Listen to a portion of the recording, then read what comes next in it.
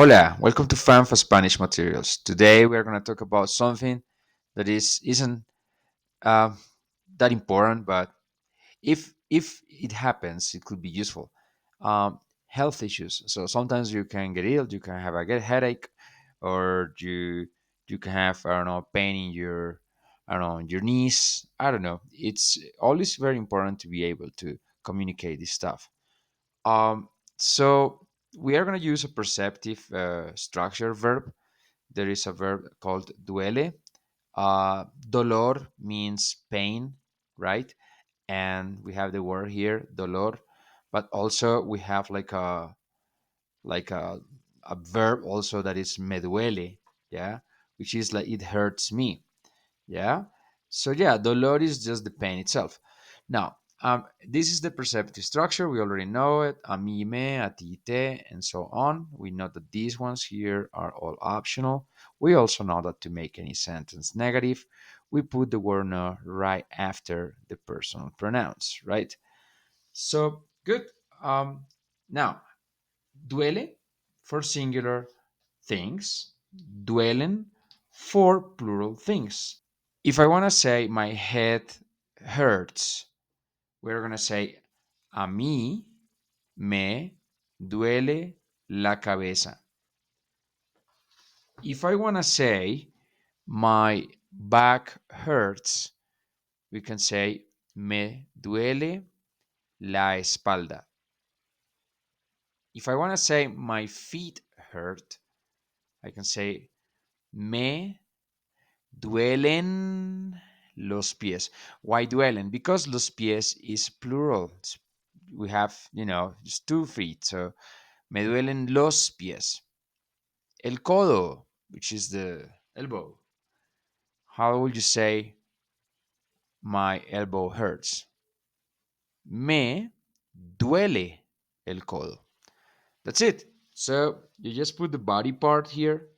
If the body part is normally there are singular there are pairs of body parts like ears, eyes, right? So they are going to go on plural. But if the part is singular, you just go with duele. Yeah, duelen plural, duele singular. That will be it. Also, if you want to say like I have pain, you can also say tengo dolor de. And then after that, you're gonna put the body part. Tengo dolor de, and then you put the body part here. So you can say tengo dolor de cabeza. That's it. Like I have pain of head. That's how we say it. Yeah.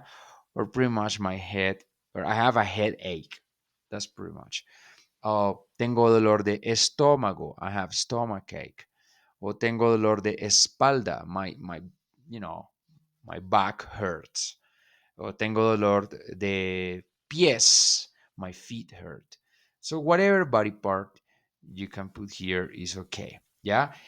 Very important is that you cannot put the article of this body part. Yeah.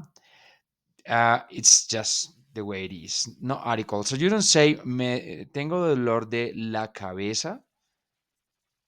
You don't say that. You say tengo dolor de cabeza. That's it. You don't use the la or el here. It's no article, please, here. Yeah. So that's how you use this. If you want to ask questions, you use a second person. ¿Te duelen los pies? Your feet, like your feet hurt? Do your feet hurt? Yeah. O te duele la cabeza? It's like, does your head hurt? So, or do you have a headache? That's pretty much what you're asking here.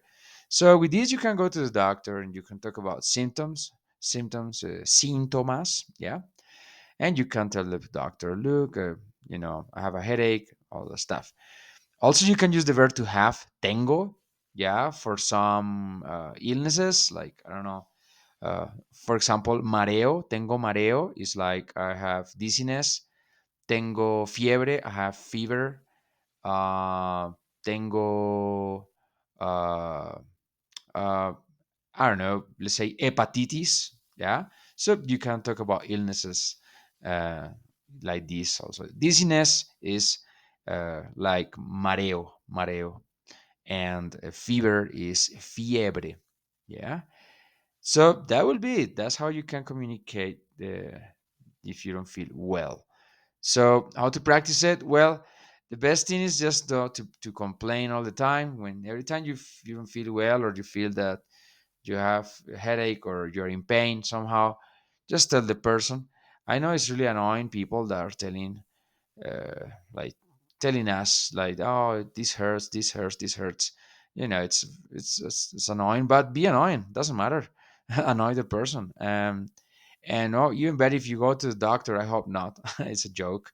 I hope you don't have to go to the doctor, but if you go there, you might not want to practice your Spanish, right? But well, you never know. So have fun anyways. And oh, flashcards and notes and writing always. Thank you very much. Thanks for watching, and see you in the next video. Hasta luego.